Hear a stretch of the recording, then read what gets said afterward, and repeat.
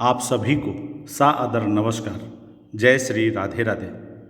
मैं सच्चिदानंद सिंह कुशवाहा आप सभी को सपरिवार चैत्र मास कृष्ण पक्ष की पाप मोचनी एकादशी की बहुत बहुत बधाई एवं हार्दिक शुभकामनाएं। आज के इस वीडियो में एकादशी महात्म के साथ साथ चैत्र मास कृष्ण पक्ष की इस महत्वपूर्ण पाप मोचनी एकादशी की पौराणिक कथा और इसके पौराणिक महात्म का श्रवण करेंगे। यदि आप चैनल पर नए हैं तो चैनल को सब्सक्राइब ज़रूर कर लीजिए ताकि आप तक ऐसे सकारात्मक और आध्यात्मिक वीडियोज़ पहुंच सकें। आइए आज के इस महत्वपूर्ण आध्यात्मिक वीडियो की शुरुआत करते हैं।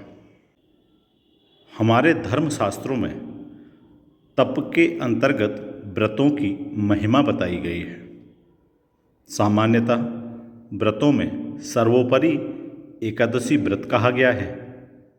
कहा जाता है कि जैसे नदियों में गंगा, प्रकाशक तत्वों में सूर्य, देवताओं में भगवान श्री हरि विष्णु जी की प्रधानता है, ठीक उसी तरह से व्रतों में एकादशी व्रत की प्रधानता है।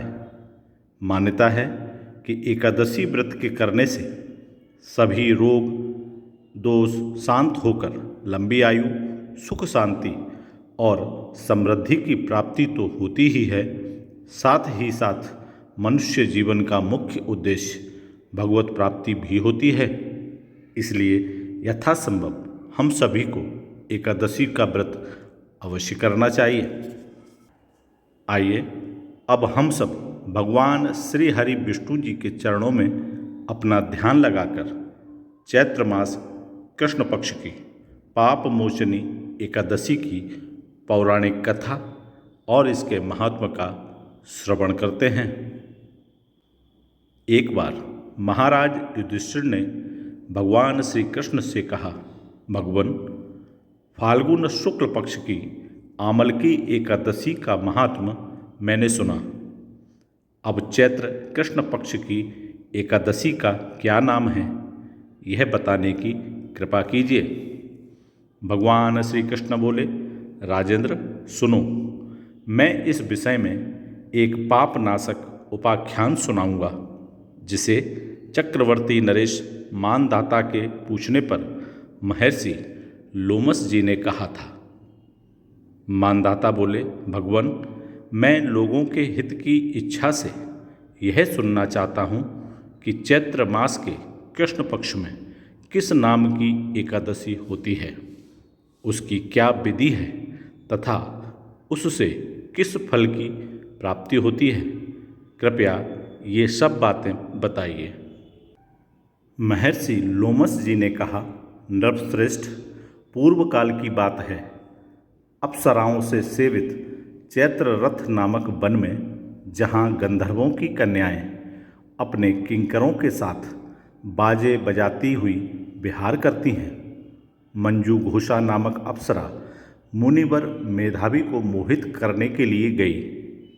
वे महर्षि उसी वन में रहकर ब्रह्मचर्य का पालन करते थे।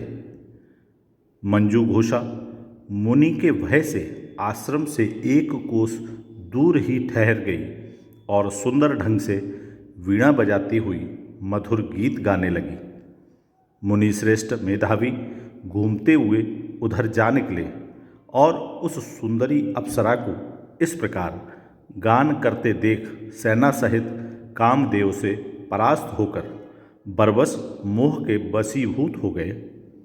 मुनि की ऐसी अवस्था देख मंजू घोषा उनके समीप आई और वीणा नीचे रखकर उनका आलिंगन करने लगी। मेधावी भी उसके साथ रमण करने लगे। कामवश रमण करते हुए उन्हें रात और दिन का भी भान न रहा। इस प्रकार मुनि जनोचित सदाचार का लोप करके अप्सरा के साथ रमण करते उन्हें बहुत दिन व्यतीत हो गए। मंजू घोषा देवलोक में जाने को तैयार हुई। जाते समय उसने मुनि श्रेष्ठ मेधावी से कहा, ब्राह्मण, अब मुझे अपने देश जाने की आज्ञा दीजिए। मेधावी बोले, देवी, जब तक सवेरे की संध्या न हो जाए तब तक मेरे ही पास ठहरो। अप्सरा ने कहा, विप्रवर, अब तक न जाने कितनी संध्या चली गई। मुझ पर कृपा करके बीते हुए समय का विचार तो कीजिए। लोमश जी कहते हैं, राजन, अप्सरा की बात सुनकर मेधावी के नेत्र आश्चर्य से चकित हो उठे। उस समय उन्होंने बीते हुए समय का हिसाब लगाया तो मालूम हुआ कि उसके साथ रहते 57 वर्ष हो गए। उसे अपनी तपस्या का विनाश करने वाली जानकर मुनि को उस पर बड़ा क्रोध हुआ। उन्होंने शाप देते हुए कहा, पापिनी, तू पिशाची हो जा। मुनि के शाप से दग्ध होकर वह विनय से नतमस्तक हो बोली, विप्रवर, मेरे शाप का उद्धार कीजिए। 7 वाक्य बोलने या 7 पद साथ साथ चलने मात्र से ही सत्पुरुषों के साथ मैत्री हो जाती है। ब्राह्मण, मैंने तो आपके साथ अनेक वर्ष व्यतीत किए हैं, अतः स्वामिन, मुझ पर कृपा कीजिए। मुनि बोले, भद्रे, मेरी बात सुनो। यह शाप से उद्धार करने वाली है। क्या करूं? तुमने मेरी बहुत बड़ी तपस्या नष्ट कर डाली है। चैत्र कृष्ण पक्ष में जो शुभ एकादशी आती है उसका नाम है पाप मोचनी। वह सब पापों का क्षय करने वाली है।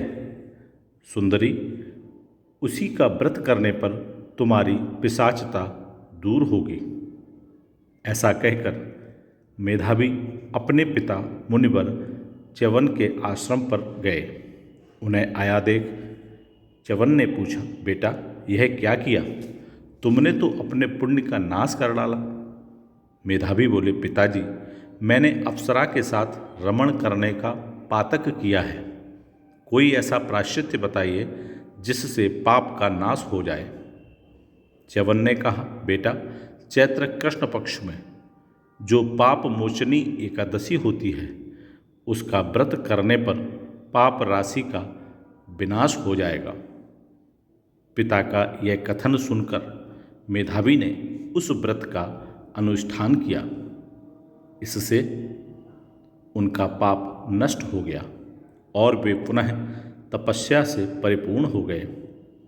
इसी प्रकार मंजू घोषा ने भी इस उत्तम व्रत का पालन किया।